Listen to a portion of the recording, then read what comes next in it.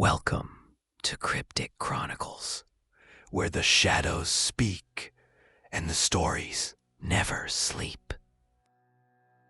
It appeared on a Tuesday, right between a laundromat and a vape shop, in a crumbling part of East Red Hollow, where nothing ever opened and no one ever lingered.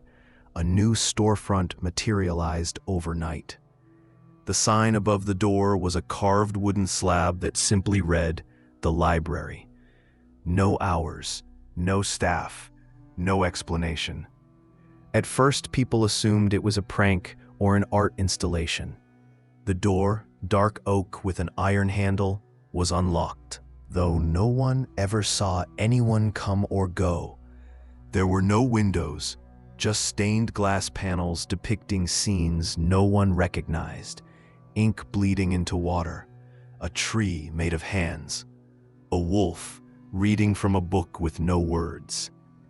A few curious souls stepped inside. Most didn't come back. Carla Mendez was the first to raise alarm. Her younger brother, Danny, had gone in one afternoon after school and hadn't returned. She waited outside until well past midnight, then called the police. The officers tried the handle and entered. Carla watched them disappear into the shadowed threshold. She waited. They didn't come out either. That night, the door locked. The next morning, it was open again. Word spread, as it always does, slowly at first and then like fire. Rumors flared. Some said the place was a government trap. Others whispered it was a portal, a test, a judgment. Journalists came and went. One live-streamed her entrance. The footage cut off 10 steps in. Her final words, "It's bigger on the than black." Inside, the library stretched impossibly far. Endless rows of bookshelves reached into shadowed infinity. Ceiling lost in darkness. The air smelled of dust, ink, and something older. The books themselves were bound in every texture imaginable: leather, velvet, burlap, skin, and written in languages both familiar and utterly alien. There were desks, couches, alcoves carved into high bookshelves where people could sit and read. Chandeliers hung low over long wooden tables, etched with names, some centuries old, some written yesterday. The light never truly dimmed, but it never brightened either. It was perpetual twilight inside. People wandered for hours, sometimes days, calling out. There were no librarians, no clocks, no exits, until they picked up a book. Not just any book, their book. It was different for everyone.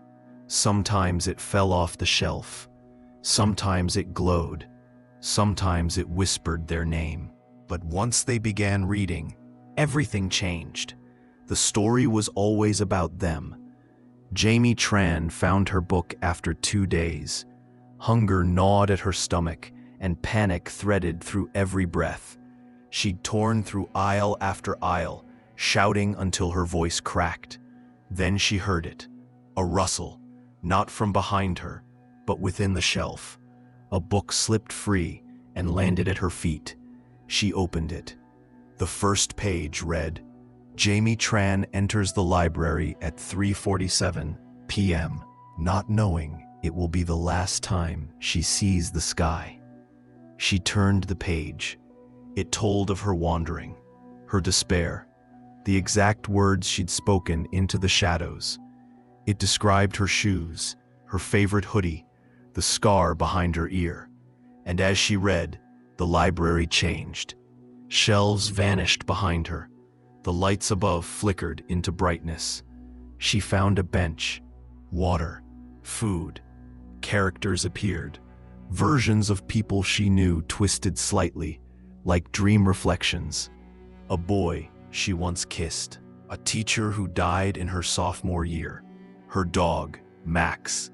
The book chronicled not just her past, but what she was living now. She read aloud, desperate to reach the end, And when she did, the final line read, "Jamie Tran steps through the door and is free." The exit appeared. She ran, never looked back. But others weren't so lucky. Some refused to read. They tore the books up, threw them, set them alight. But the library swallowed the damage and rewrote their pages. Some people found books that refused to end. Every page a loop, a trap, a trick. One man's book contained only one sentence. "You are already dead. You just haven't stopped breathing yet." He read it over and over until he didn't move anymore. Some became characters in each other's stories. They spoke lines not their own, wandered scenes they didn't recognize. When their stories conflicted, the library chose one, the other vanished. Others simply broke. They tore their hair, clawed the spines of ancient volumes, screamed at the infinite silence. Some tried to write their own stories, but the ink turned to dust or bled away. You could not impose your will here, not unless the library allowed it. Years passed, or what felt like years. Time in the library was strange, as if every tick of the unseen clock rewrote itself. Some survivors formed societies among the shelves. They left messages, maps, breadcrumb trails of torn-out pages to warn others.